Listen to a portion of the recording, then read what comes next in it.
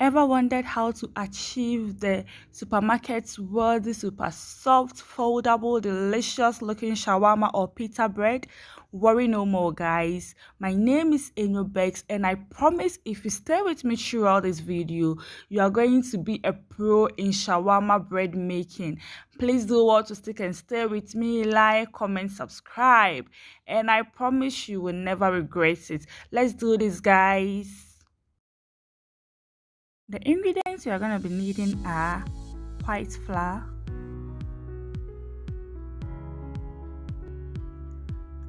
salt, yeast, and then some sugar to taste. I'm going to be leaving all the measurements in the description box below, so please do want to check it out. And some evaporated milk as well. You start off by adding the salt to the flour and mixing it all together.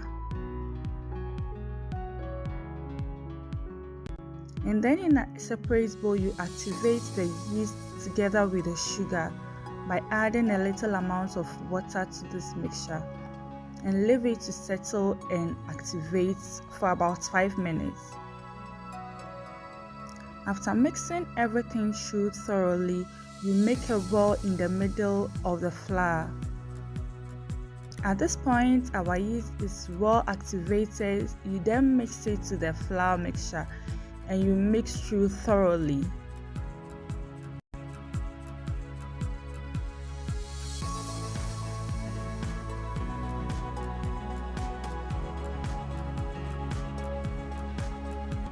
You add up your milk at this point,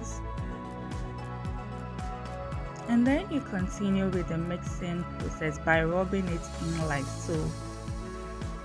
You then go ahead to add about half a cup of water to the mixture. Don't worry, the measurements will be in the description box below.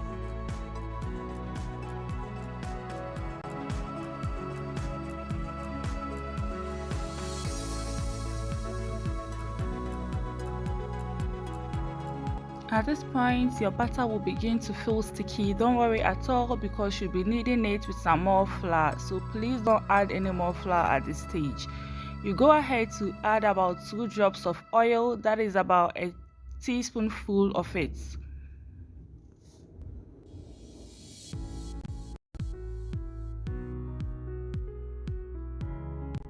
You then proceed on to greasing another bowl with oil and then transfer your kneaded dough onto it and cover it up and let it rest for a few minutes, for about 3 to 5 minutes. Whilst your dough is resting, you go ahead to sprinkle a little amount of flour on your working surface in order to prevent it from sticking onto the surface and onto your rolling pin. After some few minutes, your dough should be well risen like so and very dainty. You then go ahead to transfer it onto your working surface where the main work begins. The kneading process begins proper.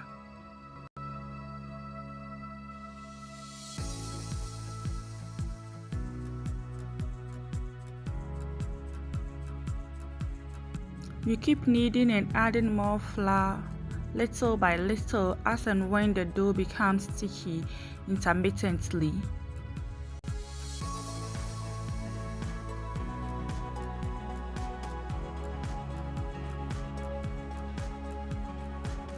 After everything is smoothing out like so, you go ahead to cut it in your required sizes.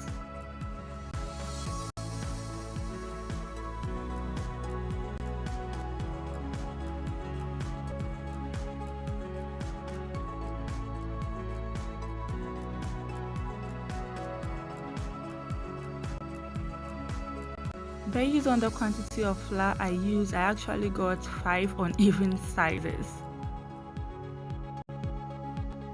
The next stage is rolling of the cut pieces of dough into round flat shapes like so, while sprinkling a little amount of flour intermittently whenever the dough feels sticky. This is how flat your dough should look.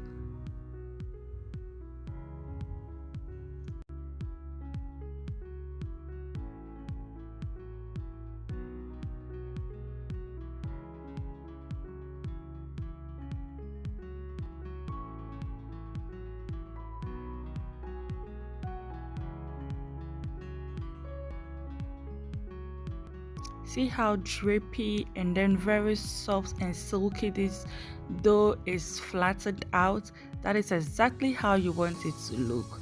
Please remember to cover the ones you've already flattened out in order to prevent it from becoming hard. At this stage, you can go ahead to heat up your saucepan or your frying pan on the side.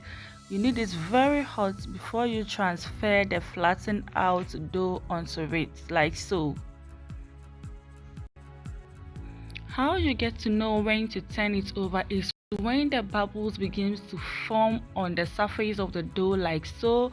Then you know that the cooking has already taken place. The other side is brown enough to be turned over, like so. Flip it over, flip it, baby. And that is basically the cooking process. Doesn't take much time at all, provided your pan is already well heated. It doesn't take up to 2 minutes to even get done. That is basically it. Repeat the same process for all the other wraps you have left. Now, if you have watched up until this point without subscribing, please do want to subscribe right now before you forget. Please do want to click the subscription button, the red button below, and turn on the notification bell in order to get notified whenever I post another nice video, like so. Look at how soft, look at how foldable, flexible this shawarma bread is looking.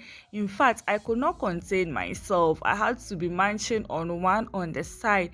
It tastes absolutely delicious, even more than it looks. Leave me a thumbs up if you are trying this method out. If you are ginger to try your own shawarma bread rather than buying from the supermarket, please leave a thumbs up and leave me a comment down below, and I'll be so glad to read it out. Thank you so much for sticking and staying.